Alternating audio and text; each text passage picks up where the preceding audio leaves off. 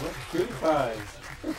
They are cute. They're looking like they're having a lot of fun. Yeah. You know? That was the nursery school class of this year. Okay. That was at our Hanukkah celebration with their teacher, Midi Shoshani. So.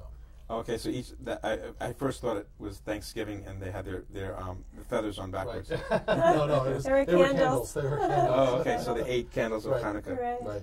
Oh, that's cute, that's cute. Well, as long as we're on that roll, so to speak, let's sort of see the progression. Let's see the next group. This would be going for what age? This is kindergarten through 5th grade. Okay, This great. is all of the kids. Let's see the next one.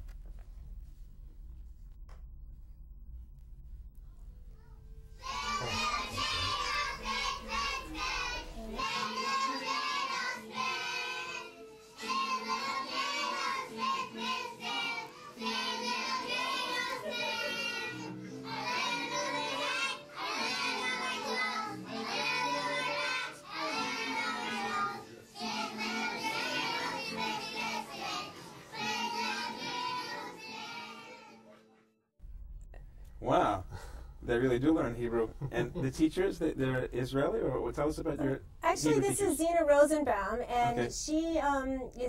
she's an Israeli teacher as well, but she is teaching the students the dreidels, and she is our nursery school teacher. Okay. So, pre-nursery school, Pre-K. pre-K. I'm sorry, Kindergarten, right, right, pre-K. yeah. Okay. And her class is phenomenal. We actually have a waiting list for this class. There are 17 students and a phenomenal assistant in this class. So Wonderful. it's a great class to get into. You also have Israeli dance and Right. drama Correct.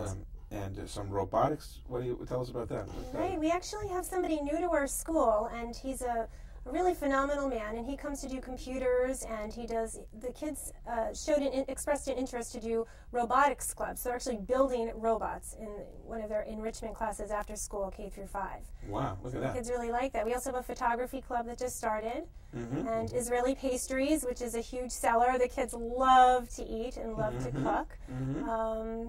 And they also get to learn some kosher laws, and so that's interesting also. Okay. Chad, tell us about the John Hopkins test. And you seem to have a lot of kids that sit for this test, which is Yes. quite prestigious. We had, as Jodie said, the secular education, the Hebrew, the Judaic studies aside, the secular education is really top notch. Mm-hmm. The kids build through from kindergarten through all the way up through 5th grade, and throughout the year they take standardized tests. Mm-hmm. If they score in the 95th percentile or above on the standardized tests, Yes. we're a member of the John Hopkins Center for Talented Youth. They are then asked to sit for the John Hopkins Center for Talented Youth test. Mm-hmm. They have, over the last 20 years, we've had at least one student in the 5th grade eligible to sit for this test. Wow. This year alone, we have 3 5th graders and 1 4th grader who are eligible for this. Wow. Now, if they decide, this is purely voluntary, they don't have to. Yes. If they decide to sit for the John Hopkins and they score over the 95th percentile on that, there are summer programs available to them through John Hopkins University. Wow. And there's also a big dinner that they have in Hartford Wow, every look at year that. to honor them. So it's really important, and it's great because it does say an awful lot about Maimonides secular education. So Right. Now, okay, there's the academic piece, but there's also the character building, and I'd like you to tell us a little bit about Tikkun Olam, the prayers, and Right, the right. kids being taught to think outside of themselves and think about for other people and all that. Yeah. This is really a philosophy which I believe in, and every single person at this school buys into and believes in this. And it's part of Jewish education. It's part of our very fabric, and that is Tikkun Olam. And we, every day, build the world, prepare the world, and we're doing mitzvah projects all the time. We're a school that never sits still. A few examples, right now we're currently getting ready for Pesach, and the kids are getting some money together, and they're getting some products together and some food for families that would like to have a Passover meal and are not able to do that. Over the Super Bowl, we had a Super Bowl, which really meant that they were making soup for the soup kitchen for the Women's Center, so we're doing a mitzvah project for that. Nice. We just, that was Super Bowl. funny. It's a Super Bowl. We also have a lot of fun at our school. Uh-huh. And another mitzvah project was doing something for breast cancer, and we did our own Relay for Life and walked around the flagpole and raised some money. And donated to Danbury Praxer Center. So we're a very small school, but we're very connected to what goes on outside around us in the community. And every day We are doing something for others and teaching each other the philosophy of being a good person every single day, and really creating that foundation to have good little people become big, really good people. That's cute. And when you have your prayers, you pause at some point and ask if there's some special prayer that somebody would like to say for someone. We do. We have tefillah Monday and Thursdays, and we stop for a little moment and we have a prayer. And anybody who's sick, even if they just have a little cough, or their brother or sister is sick, or it could be something more serious that a child's not really aware of, they have an opportunity to raise their hand, and then they are able to express the person's name. And so on two levels, it's a beautiful thing that they're able to do that. And on another level, it's pretty, it's wonderful a child has the confidence to be able to say that without being embarrassed, and they're really learning self-confidence skills. In front of all their peers, they're able to say, my grandma, I hope she feels better. So that's another way of teaching children self-confidence and healing and really... Yes, yes.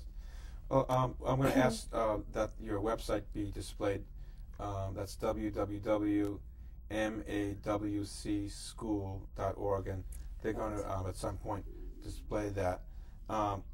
That's fabulous, because it's not just building intelligence or a body of knowledge, but it's the highest compliment, is to be a mensch, to be a absolutely human being, empathetic, kind person. Right.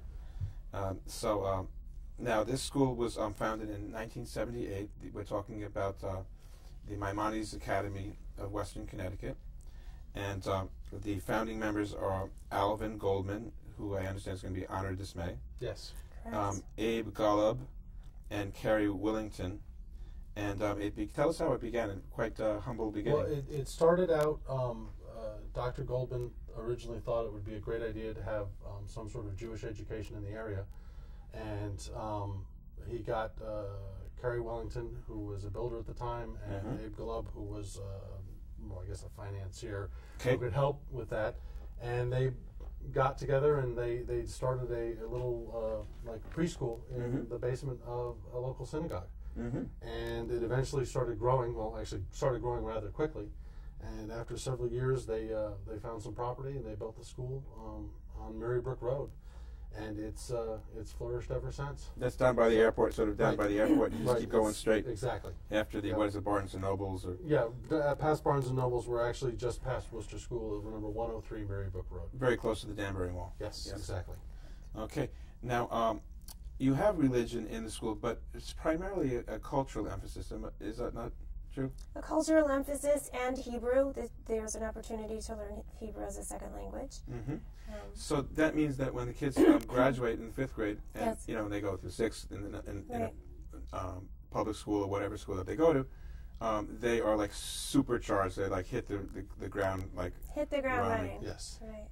And they're ready to learn a 3rd language. Correct. Chad has been doing some research for us, and he can elaborate on that. But the acquisition of language in the education field in which I'm in is something where you're opening up, you're unlocking a part of the brain. And this usually happens in middle school when you're learning French or Spanish. But with these little kids learning in kindergarten vocabulary and then conversational Hebrew, you are really unlocking a part of the brain, acquisition to language, and you're developing a little sooner. So when you go to middle school, French and Spanish and a 3rd language all of a sudden becomes a lot easier for you. Yeah. And Chad is our research person on this. Tell us a little bit about that. Well, after doing some research, it was found that children who start off with an elementary 2nd language education. Now, this also means if you're doing it at home as well, but it helps develop centers of the brain that aren't usually used, because there's an entire different thought process that goes into learning a 2nd language. Yes.